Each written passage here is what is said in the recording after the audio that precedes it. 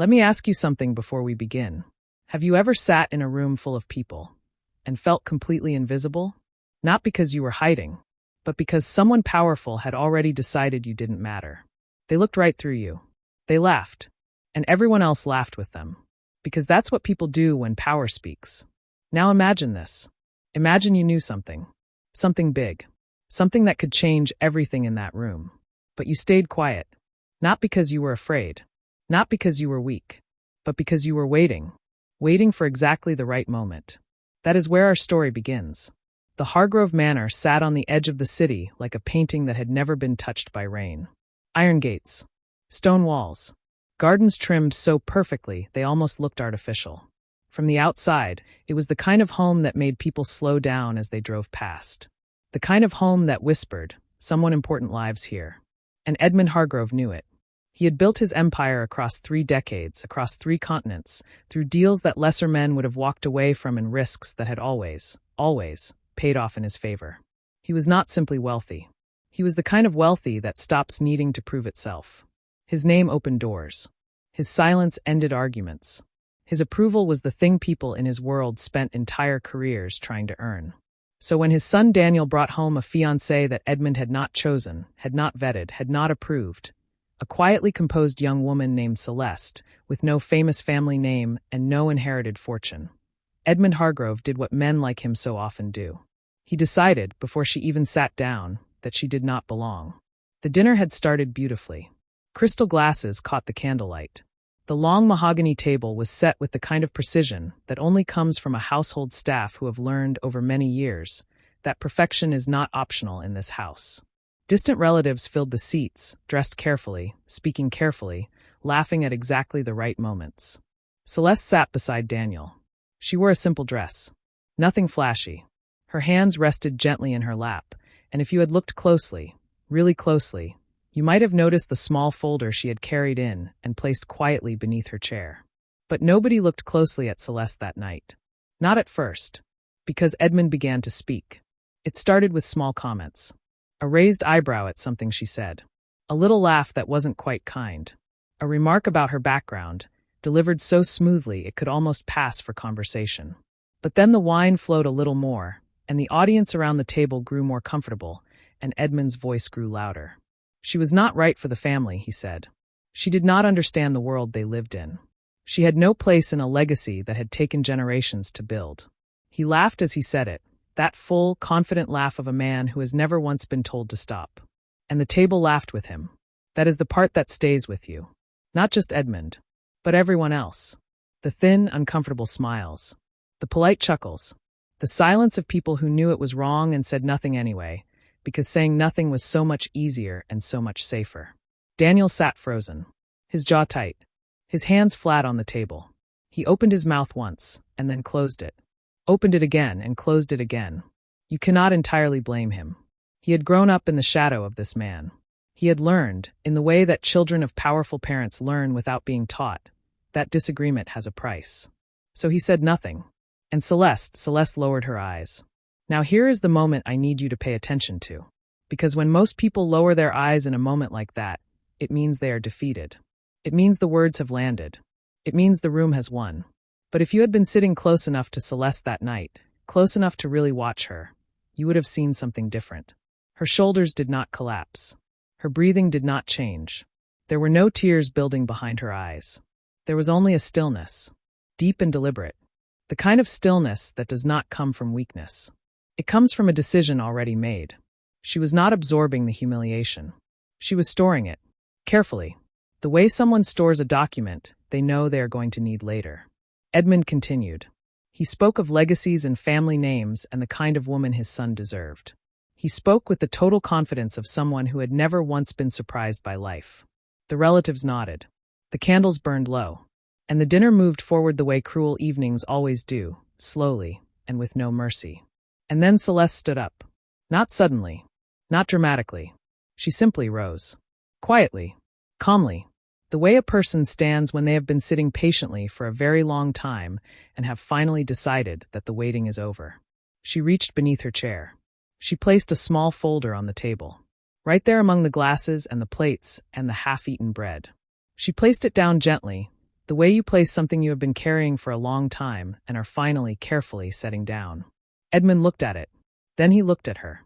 And for the first time that evening, just for a fraction of a second, the certainty in his eyes flickered. The laughter had stopped. The room had gone very, very quiet. And Celeste, for the first time all evening, lifted her eyes and looked directly at him. Her voice, when it came, was steady, clear, like someone who had rehearsed this moment not out of revenge, but out of responsibility. "I have been quiet," she said, "because I was watching. And what I have seen, what I have known for months, is something that changes everything at this table tonight." Nobody moved. Nobody breathed. And in that silence, the entire weight of the evening shifted. From the man at the head of the table to the woman everyone had already dismissed. What was in that folder? What had she seen? And why, after everything Edmund had said, did she look not like someone defending herself, but like someone who had been protecting him all along? That answer is coming. And it will change the way you see this story completely. There is a particular kind of silence that falls over a room when the truth is about to arrive. Not the silence of emptiness. Not the silence of awkwardness. But the silence of a room full of people who have suddenly realized, all at once, that everything they thought they understood about this moment was wrong. That the story they were watching was never the story they thought it was. That silence had settled over Hargrove Manor now. Deep. Heavy. Almost sacred. And Celeste stood inside it, completely unafraid. She began with the numbers. Not with emotion. Not with accusations. With facts. Clean, precise, undeniable facts that she laid out in the calm, methodical way of someone who has spent months making absolutely certain that every single detail was correct before speaking a single word aloud. She spoke about patterns she had noticed while working as a junior analyst at a consulting firm. A small firm, easily overlooked, that had briefly partnered with the Hargrove Investment Network years earlier. Her role had been minor, a backroom position that nobody paid much attention to. But that position had given her access to data. And that data had told a story that nobody else had bothered to read. A financial collapse was coming for the Hargrove empire. Not from outside. Not from a failing market or a global crisis. But from within. From decisions made quietly, in rooms where trust was assumed and questions were discouraged. Movements of money disguised as growth.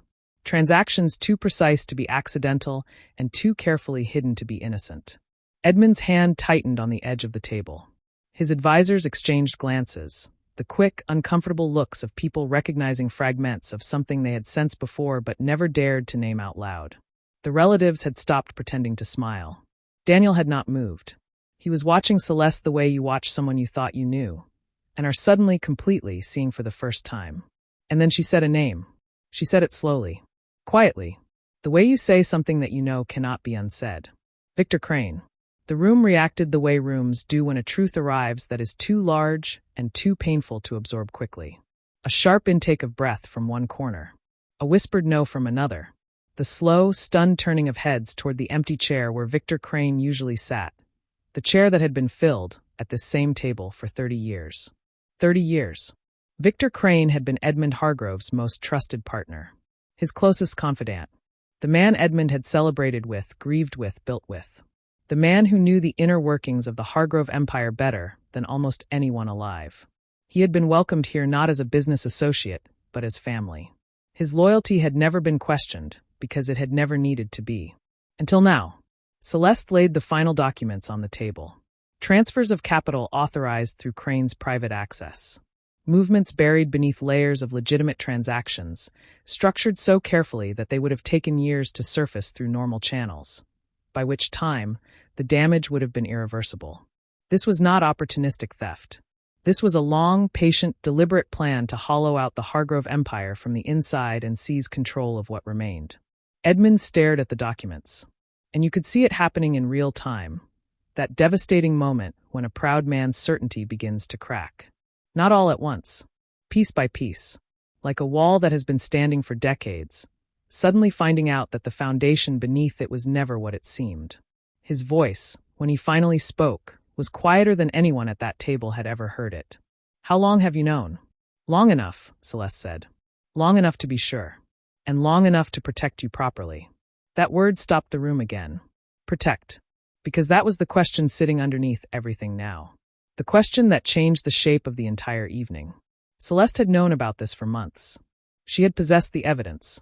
She had the knowledge and the ability to expose Victor Crane long before tonight. So why had she waited? Why had she sat through dinner after dinner in this house, absorbing Edmund's dismissal, enduring his cruelty, saying nothing?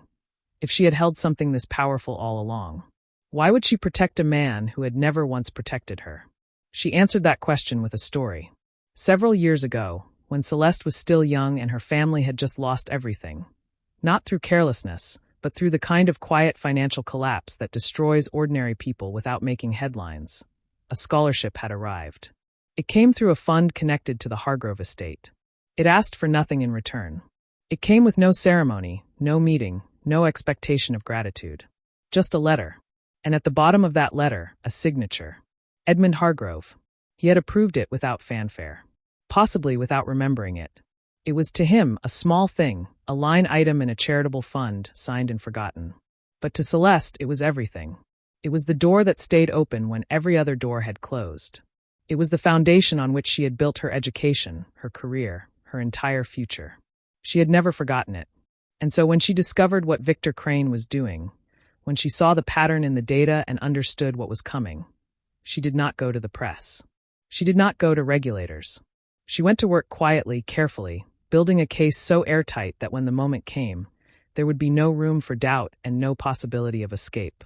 She had endured Edmund's humiliation at his own dinner table because protecting truth mattered more to her than protecting her own dignity. Because the man who had once shown her an unseen kindness, even without knowing it, deserved to know the truth from someone who had earned the right to tell it. The room sat in absolute stillness. And then the door opened. Victor Crane walked in with a smile already on his face. It was the smile of a man who had spent 30 years perfecting the appearance of belonging, warm, easy, completely at home. He scanned the room quickly. The smile held, but his eyes moved faster than his expression, reading faces, sensing something in the quality of the silence that his instincts immediately flagged as wrong. Edmund looked at him. Just looked. No greeting. No warmth. The look of a man who has just had 30 years rewritten in the space of 20 minutes. Crane adjusted. Smoothly. He began to speak, loyalty, concern, a rehearsed tenderness that had clearly served him well for a very long time. He offered explanations before questions were asked. He performed confusion before accusations were made. He was good at it. Frighteningly good. But Celeste simply placed the final document on the table and said nothing. And that silence was louder than anything Crane could say. Cornered by evidence, by witness, by the unbearable weight of a room full of people who now understood exactly what he was, Crane shifted. The warmth disappeared. He tried blame. He tried confusion. He tried making Celeste the story instead of himself. Each attempt landed and dissolved like smoke against stone. Edmund stood. When he spoke, his voice carried something it had not carried earlier in the evening. Not the volume of authority. Not the confidence of a man used to being obeyed. Something quieter. Something harder won. "We are done," he said. "This partnership is finished." Crane left, and the room exhaled, slowly, collectively, the way rooms do when something that has been wrong for a long time is finally, irrevocably made right. Edmund stood for a long moment in the quiet that followed. Then he turned. Not to his advisors. Not to the relatives sitting carefully along the table. He turned to Celeste. And this proud, powerful, unyielding man, the man who had laughed at her just an hour ago, looked at her with something in his eyes that had never been there before. "I was wrong about you," he said. The words were simple. They cost him enormously. "I looked at you and I saw what I assumed. I never once tried to see what was actually there. And you protected this family anyway. I don't know that I deserved that." Celeste looked at him quietly. No triumph. No bitterness. Just the steady, unshakable calm of someone who had always known exactly who they were, even when the room around them did not. "Strength is not loud," she said softly. "It is patient, and patience reveals truths that time cannot permanently hide." Daniel reached over and took her hand. His eyes were bright. And in that small, quiet gesture was everything: recognition, admiration, and the particular kind of love that deepens when you truly see someone for who they are. "So let me ask you something, now that the story is done. How many Celestes are in your life right now? How many people are sitting quietly at your table, carrying something extraordinary, enduring something unfair, while the room makes assumptions about who they are and what they are worth?" We are so quick to measure people by their loudness, by their name, by the chair they sit in at the table. We mistake silence for emptiness. We mistake patience for weakness. We mistake dignity for defeat. But some of the most powerful truths in this world are carried quietly, by people nobody is watching, waiting for exactly the right moment to be told. Do not be the room that laughs. Be the person who leans in and listens. If this story moved you, share it with someone who needs to hear it today. And remember, the ones the world underestimates are often the ones carrying the truth the world most needs.